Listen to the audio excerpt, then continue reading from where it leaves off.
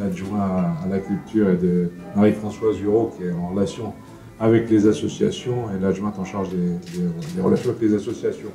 Alors, moi je suis évidemment très touché d'être là parce que, bon, j'ai toujours ma fibre d'ingénieur qui vibre quelque part, hein, même si ça commence à être un peu plus lointain maintenant, mais il n'empêche que quand je me retrouve face à des objets comme ceux-là, ça me renvoie à des souvenirs, à des études, puis aussi à une pratique professionnelle antérieure qui me parle. Bon, si j'en crois aussi ce que je vois là, dans les premières choses que je vois, j'ai dans mon environnement un fils et une belle-fille passionnés par les objets de cette période-là.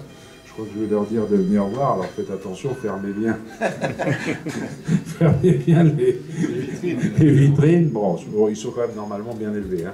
Ça devrait bien se passer. Mais bon, ils sont en train d'installer leur maison en faisant la chasse à tous ces objets justement de la période dessinée par Stark ou d'autres designers de cette époque-là, des choses qui sont absolument étonnantes. Alors évidemment, moi je me souviens bien de cette visite à la Briantais, ça fait 2 ans déjà, parce que moi j'étais convaincu que c'était une visite post-élection, mais non, c'était avant mars 2014, un souvenir très précis, cet immense Minitel, dont j'avais un exemplaire normal chez moi, parce que j'ai eu le mien, je ne sais pas si j'ai fait partie des toutes premières, des 50 premiers, ça je crois pas, mais j'ai eu mon Minitel assez rapidement derrière, donc ça me parlait aussi, tout ça. Par contre, je ne reconnaissais pas toute l'histoire comme vous l'avez raconté. Bon, quand on voit à quelle vitesse ça évolue dans ce monde-là, parce que c'est celui qui a évolué le plus rapidement, hein, c'est absolument vertigineux, quoi. On n'est pas si loin, c'est à l'échelle de nos vies que ça se passe, ça, et encore même pas... un peu moins quand on voit maintenant avec nos iPhones et tous nos systèmes. Là, j'entendais hier, j'étais avec des personnes qui ont parlé de ça à la télévision. Les moins de 30-40 ans ne regardent plus la télévision. Vont maintenant vont aller en replay sur les tablettes ou sur leur iPhone. C'est-à-dire les écrans, c'est terminé. Donc les beaux écrans plats là qu'on voit un peu partout vont bientôt être mis au rencard de l'histoire. Alors vous pouvez comme ça d'ailleurs en faire collection. Commencez déjà à récupérer des écrans plats parce que ça va bientôt être des pièces d'exposition. Hein, à l'allure où les choses vont, là c'est absolument incroyable.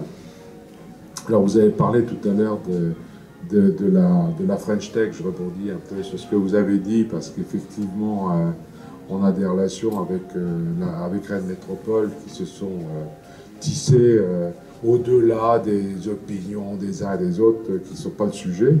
Aujourd'hui, on a besoin de faire avancer les choses en bonne intelligence entre Rennes et Saint-Malo. Il y a vraiment des synergies à développer qui, de notre point de vue, n'ont pas été suffisamment par le passé. On essaie un peu de rattraper le temps perdu. On sent bien que c'est quelquefois difficile pour Rennes d'accepter de partager un peu. Donc, imaginez que la bataille de tous les jours, c'est encore tout à fait dans les jours derniers au téléphone avec Emmanuel Couette, le président de Rennes Métropole, c'est comment va être fait le logo de la French Tech. Vous voyez le sujet là, vous comprenez le sujet, hein, si vous ne faites pas de dessin, hein, si je puis dire. Il y a un léger sujet là qu'on va devoir trancher dans les jours qui viennent. Là, on se voit bientôt parce qu'effectivement, il faut savoir que le label French Tech, au passage, il a été acquis parce que les Valois étaient présents. Alors je le rappelle à chaque occasion, mais parce que dans le cahier des charges de la French Tech, tel que voulu par Axel Lemaire, qui est la ministre en charge des télécoms et des nouvelles technologies, des TIC, il fallait que le projet comporte un incubateur privé. Alors Rennes avait effectivement mis les moyens, et vous en savez quelque chose, parce que l'immeuble de la Mabilé, que vous connaissez bien, vous, les anciens de France Télécom, il y a une maquette en bas, oui, de la Mabilé, qui devient le siège de la French Tech, avec sa soucoupe volante, là-haut, dans laquelle j'ai eu le plaisir de monter il y a quelque temps pour la conférence de presse qu'on avait faite d'ailleurs le jour de l'ouverture de la French Tech. Eh bien, il fallait un incubateur privé, obligatoirement, c'était dans le cahier des charges. Ça ne pouvait pas être que des investissements publics. Et l'incubateur privé, c'est un incubateur valois, puisque c'est l'incubateur privé qui s'appelle Silicon B, qui est l'incubateur privé que met en place le groupe Bombardoir pour justement abriter toutes les start-up, enfin les entreprises de TIC qui travaillent dans ce qu'on appelle des écosystèmes économiques aujourd'hui. Voilà, donc on rappelle à chaque occasion.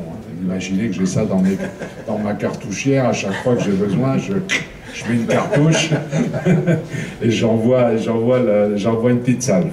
Voilà. Bon, mais les choses progressent, vous l'avez dit.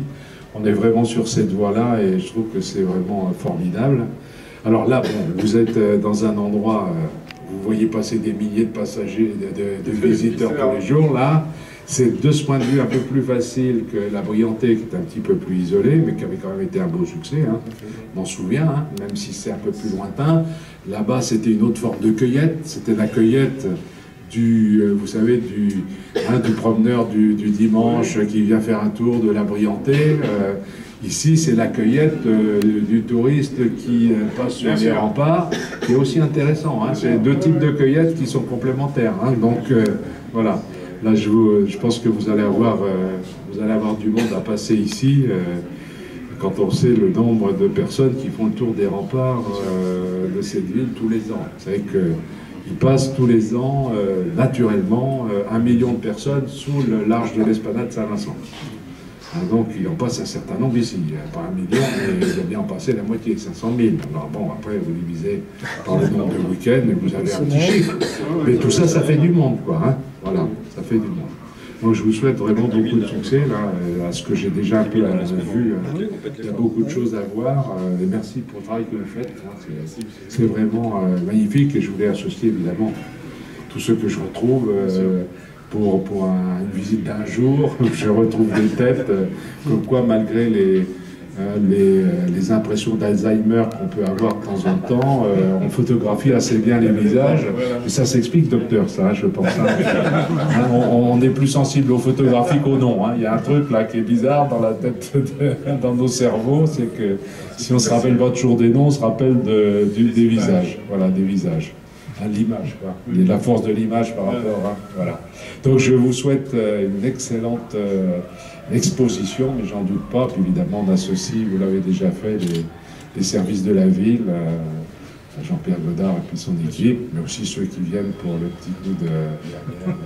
il ne faut pas les oublier, parce que finalement, hein, ceux-là, ils sont essentiels. Donc on va s'en occuper dès maintenant. D'accord, merci monsieur.